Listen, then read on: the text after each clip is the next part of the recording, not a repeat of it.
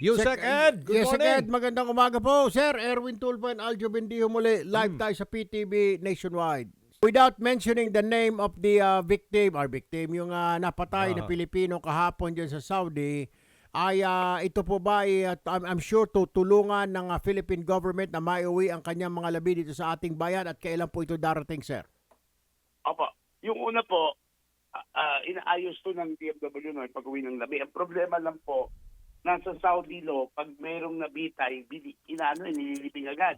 Oh. Kaya inaayos pa natin kung maaari pang mauwi, no? So, Bakit po ba? Muslim po ba ito siya? Is this Muslim or Kristiyano po itong nilibing? Kasi marami tayong mga kababayan na OFW na nagko-convert to Islam pagdating nila dyan. Ito po ba covered din kahit Kristiyano siya, ililibing ka agad after execution? yun ang patakarila pag kriminal. However, may mga occasion na pumapayag rin na iuwi. So, kasama yung Kristiyano pa.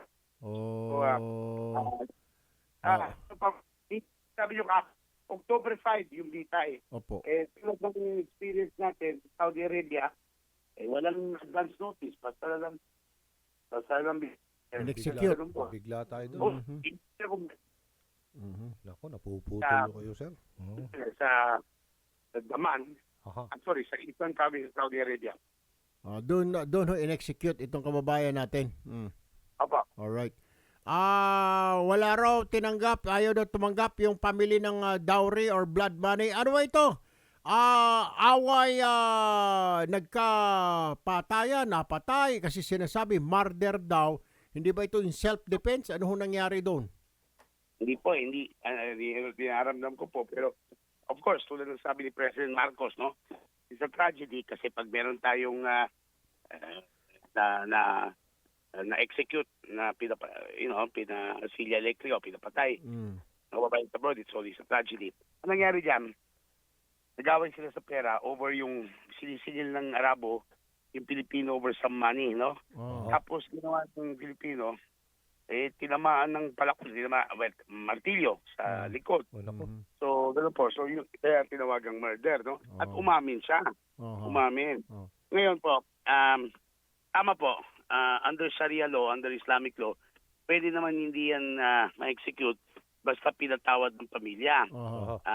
Hindi kaya ng hari na kung saan siya na magpapatawad kung yung pamilya ng biktima hindi pumayag. Hindi pumayag kahit na anong sinusubukan natin through our lawyers, tapos yung kanila representative, wala pong wala Would you happen to know, Yusek, kung magkano yung pinag-awayan nila, yung hindi mabayaran na utang? Right now I don't have the figures, pero hindi malaking figure So tingin namin baka may iba pang dahilan kung bakit may ano ito, katrabaho niya ba ito, Yusek? No, meron silang business venture. Tindahan or something, no? Tapos, ang nangyari, sabi ng Arabo, may utang ka sa akin. Tapos, pinag-awayan nila, no? By the way po, kahit na hindi 2020 nangyari to, no? 2020 nangyari insidente. Kahit na hindi pumayag ang pamilya, isa namang nagawa ng Saudi sa atin, noong 2023, sumulat si President Marcos sa hari. Anonymous. Kasi, anytime baka mabitay, baka ma-execute.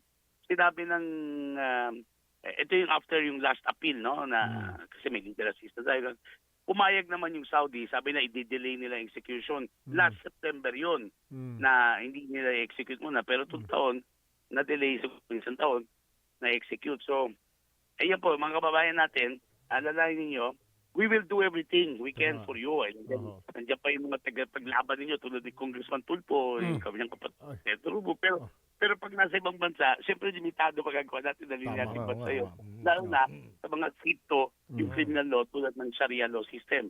Kasi ang problema doon, sa ibang bansa kasi, pwede natin pag-usapan kung natalo na sa appeal sa Supreme Court, pwedeng dalhin sa presidente, sa prime minister. Parang sa Pilipinas, pwede si President Marcos mag-pardon ng natulan. Pero walang ganun sa murder sa Saudi Arabia. Kung hindi pumayag pamilya. Yun ang isang sagabal sa atin. Kaya mga kababayan, just we're proud of you. 1,000,000 naman ng Pilipino. Ayaw natin palabasin na puro kriminal ang mga Pilipino doon. May na-execute pa minsan-minsan, pero karamihan naman ng Pilipino are law-abiding. Ilan ang tanong ko, sir, ilan pa ang nasa death row ngayon dyan sa Saudi Arabia? Would you happen to know, Yusek? Yes, there are still 9. There are still 9 pending Marami pa. cases. Naku, Yung nine iba pa. doon, makita nyo, hindi natin matitiyak yung yung system ng Saudi kasi yung iba doon, yung ginawa nilang murder din, some of them self-defense or what, no? Yung ibang murder bago 2020 pero hindi pa sila Nasintensyahan. hindi pa sinintensyahan. So 9 tapos sa buong mundo 60. Kasi marami sa Sa ibang ibang bansa. bansa pa to. Oh, 960. Pero yung mga yun, hindi Sharia. Kahit na Malaysia, sa Malaysia recently, meron silang kinonfirmang death sentence sa Supreme Court yung mga lumusog ng Sabah noon. Oo, I remember po that. Ilan po ba yon? Mga 23 sila. Naku, 23. 23 Oo, sa pero sayang. dahil sa ASEAN naman, Indonesia, yan si Jane Veloso sa Indonesia, yung sa drugs, no? Meron naman tendency dito sa Indonesia, Malaysia, dahil ASEAN yan, at mga kaibigan natin, na sumusunod naman sila sa pagkikiusap ng ating Pangulo, ating pamahalan, na huwag mag-isip kasi ayaw din nila magkaroon ng kontrobersya. Pero sa Saudi Arabia, ibang bagay po eh. Usapan, So, ganun po. Alright. Yusek Eduardo Jose de Vega, Department of Foreign Affairs. Sir, maraming salamat po. Magandang umaga sa inyo. Thank you, sir. Thank you. Magandang umaga at advance Merry Christmas. Salamat. Thank you po. Thank you. Merry Christmas na. Ay, 70, kasi narinig yata sa 77 days. 77 days. Oo. Ay, nasa linya si Undersecretary Bernard Olalia ng Department of Migrant Workers. Yusek Olalia, this is Erwin Tulfo po and Aljo Bendijo. Live po tayo sa PTV. Good morning po, Yusek. Morning. Good morning po, Kong. Good morning po, Anjot. Good morning po sa mga Opo. nanonood po at nakikinig. We just spoke to Yusek De Vega. Pinaprocess na ho yata yung pagpapauwi doon sa kababayan natin na in-execute noong October 5 din sa Saudi. Pero dahil may mga sinusunod yata silang batas dyan na pag in-execute, pag criminal, ililibing ka agad. Ngayon, we're trying to retrieve that. Pero nakahanda naman po, di po ba, ang DMWD lagi naman pong ganon, pag may mga kababayan tayo yung namamatay, kayo po ang sumasagot yan para maiuwi ang bangkay ng mga kababayan natin, whether namatay sa sakit o namatay sa in-execute, tutulungan at tutulungan pa rin ng DMW. Tama po ba, Yusek? Nako, tama po kayo dyan, Kong. Yan po ay isa pangunahing mandato ng ating Department of Migrant Workers, yung repatriation of remains, ika nga, no? Lalong-lalo na pagka ganyan na namatay dahil na-execute, no? Isa po yan sa tulong na ibibigay natin. Sa katunayan po, Kong, na-reach out na rin po natin yung pamilya. Hindi ko lang babanggitin kung saan po at ayaw po nila, no? Nakausap na po natin nung Sabado pa, no? At napuntahan na at nabigyan na po natin ng tulong. Sila po ay entitled sa tinatawag na financial assistance. Yung anak ay gagawin po nating scholar. Tapos may mga livelihood assistance po yan, no? Inaalam na po natin, pinoprofile na namin yung mga pangangailangan ng kanyang pamilya. At tayo po nandyan sa tulong po ng inyong programa. Ay, maganda po yan. Sana po laging ganun. Pero I believe lagi na ho yata, yan ho yung mandato ng DMW na alalayan yung mga OFW natin, whether namatay sa sakit or namatay sa na-execute because of a crime, ay kami ho nagpapasalamat.